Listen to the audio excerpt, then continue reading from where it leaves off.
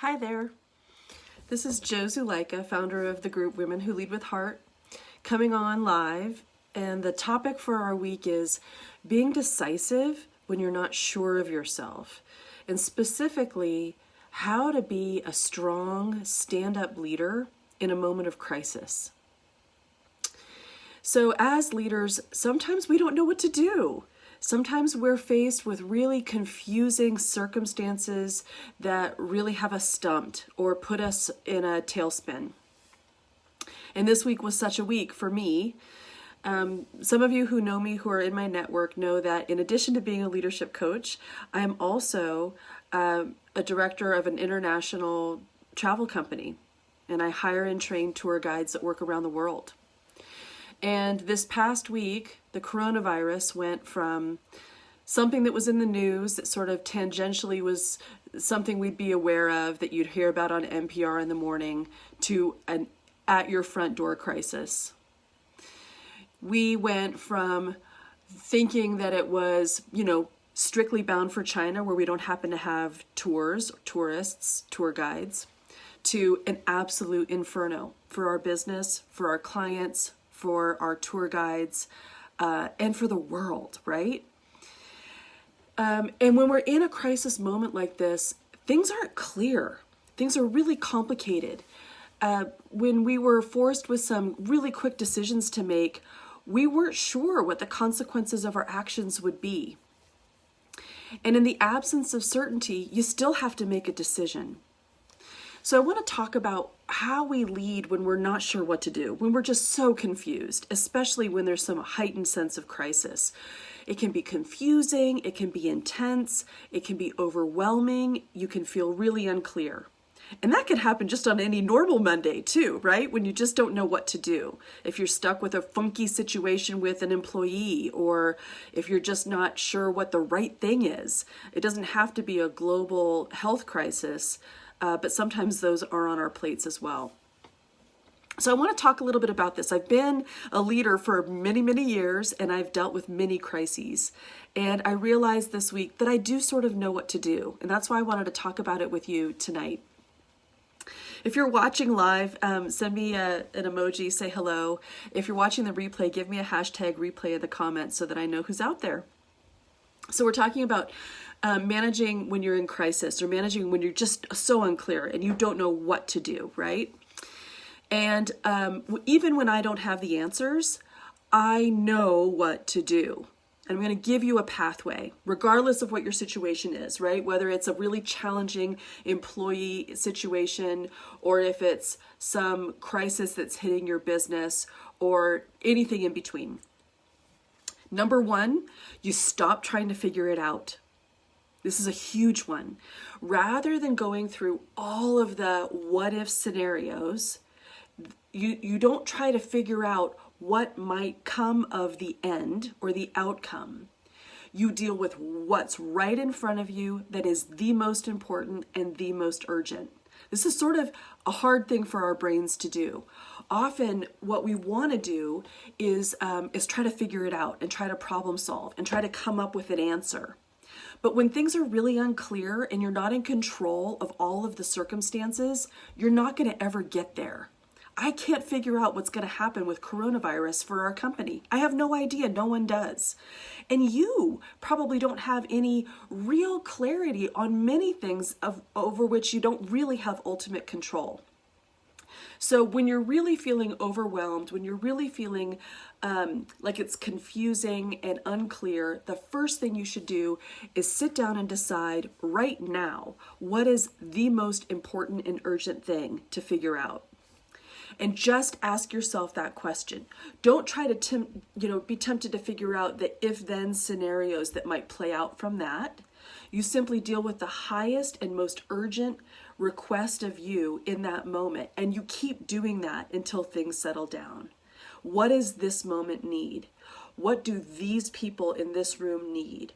What decisions need to happen first? What's the right thing in this moment? That can be a very centering guidepost for you, like a beacon, where you just put the blinders on and deal first things first, right? Let's just deal with what's right in front of us. For us, it was trying to figure out if we should try to move a group out of an infected area of Vietnam, or have them tested first, or something in between, or let people choose for themselves what they wanted to do. I mean, there were very conflicting and overlapping and confusing scenarios that we could play out. So we did the first things first, and we basically went down to basics about like what's the right recommendation from a health standpoint. I'll kind of give you like a little extra too. You don't have to be the one that has that answer. You can think like, what's the highest authority that I have that I can go to get some intelligence? For us, it was the World Health Organization or the Center for Disease Control. You could think, what authority do we feel like we want to put our trust in and rely on, and say, in the absence of clarity, in the absence of knowing exactly what to do, we're going to follow the guidance of blank, or HR department, of employee law, of what the fire marshal says about the safe breathing conditions of traveling through this area when the particulate matter is over a certain level. It's finding kind of a source of truth and saying, in the absence of me knowing what to do, I'll do the best I can. So that's the first thing. We're talking about prioritizing in a crisis and dealing with the most urgent thing first. And then second, don't feel like you got to do it all yourself. Huddle up. Choose the people that you need to bring into the room to gather, to huddle, to discuss, to brainstorm, to think things through. There's this beautiful quote that like, none of us is smart as all of us. So you want to not feel like you have to be the hero and buck up and figure everything out on your own and like tie your cape on and sail away. You want to gather the smart people. You want to gather the stakeholders. You want to gather the people who are close to the drama, who know what's happening, who have insight, intel, information, and have those people come together so that you can work on it together. I absolutely believe that. And you can let people know, like, until we huddle up, we're not sure exactly what we're doing. All right, then soon after that, and I mean so soon, you have to start becoming a communicator. You huddle up, and then the first thing you do when you break free from your huddle is you stand up and you speak. You need to go and speak to your people. If there's a widespread crisis, you need to talk to everyone. If it's more personal and just deals with an interpersonal dynamic, you want to address those two people. You build trust. The faster and the sooner and the more readily available you are to the people who are affected by the crisis. If you go into silo and silence for a long period of time, drama ensues. People fill in the blanks. People panic. People start building their own conclusions. Rumors start. You lose the ability to control the narrative. You lose the ability to be trusted as the information giver if you wait too long. So a leader needs to, even in absence of ultimate clarity, stand and deliver. The leader needs to step up and say, we've got a situation. Many of you have heard of it. This is what we know so far. I like to say, never let what you don't know stop you from saying what you do know. So it could be really easy in this past week for us in the travel business dealing with coronavirus to say, we're not really sure what's going on, so we don't know what to say, so we're saying nothing. But that would be really, really wrong. That would leave our clients and our employees in an absolute void of assurance, knowledge, philosophy, direction, vision, all of the above. They need to hear you say something. So it's really important to offer that you don't know everything. Most people don't expect you to know everything. We'll talk about that in a minute. They just want to hear that, we're on it, we care, we're doing our best. These are the things that we're concerned most with, straight up. This is what we're working on today. And then give them a plan. For us, we're meeting every day, top of the morning, to discuss what's on our agenda and how we can solution even further. So it doesn't matter that you don't have all the answers. You need to be talking to people. You need to be letting people know what you do know, what you are doing, what you're thinking about, what you care about. It's such an important leadership position for you to build trust and to let people know we're all in this together. We're going to try to lead you the best we can as leaders, and we need to hear from you as well, which is the fourth point. Listen. So it's not just about us giving information and sending out reassurance and acknowledgement or giving sort of like our course of action. We need to hear as well from our people. What questions might they have? What might be concerning to them? What's on their mind? This is a really interesting one because sometimes we'll make this mental leap that everyone's thinking the same way we are. And indeed, it's not the case. I'll give you an example. So in this past week with coronavirus hitting, it could be easy to think that my employees that are far flung all around the world, all throughout Asia, all throughout Italy, that they would want to come home immediately, or that they would be looking for guidance for how we're going to take care of them. And do you know what actually the majority of our employees were worried about? They weren't worried about their own immediate health and safety. They're worried about their income and their job. They're worried about whether or not all of the people that are traveling on vacation to those areas that they're booked to serve, that is their livelihood, is that going to fall through?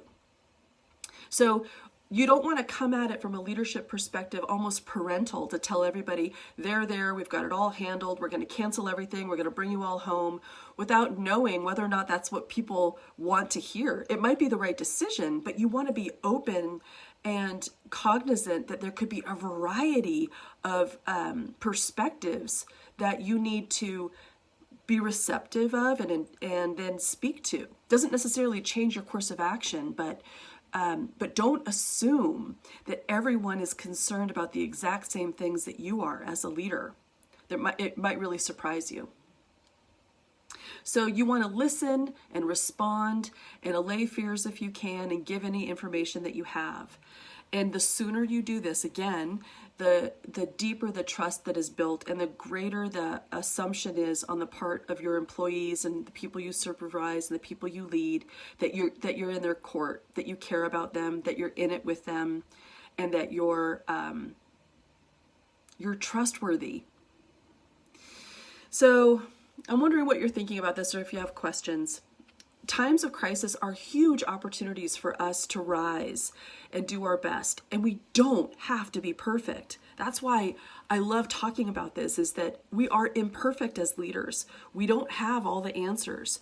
We can make a decision on Monday that on Tuesday is ill-advised, but we did the best we could with the information we had.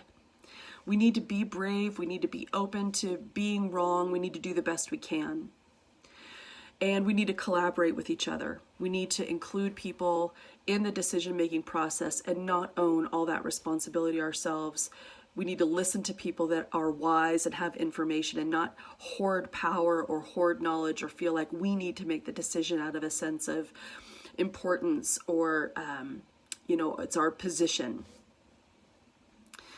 So having said all that, I want to say that the way in which you're confident in those moments, when things are confusing, when things are not clear, when you're worried that there'll be blowback or there is blowback and people start criticizing your decisions or feel very much not on board with the direction that you're taking a team or a company, there is a way to prepare yourself as a leader for all of those things. And it comes back to the core competence of self-awareness and knowing deep, deep down in your soul who you are as a person and as a leader before the crisis even occurs. So that you sort of had this bedrock of, at the very least, I know this about me. I know this is my intention. I know this is what matters. I know these are my values. I know this is how I make decisions. When you do the self-work first to know who you are as a leader, then you are set up to be able to spring forward when crisis arises and you're called to be your best self. So if you're curious about how to do that work, how to be the best leader you can be, you want to give me a call.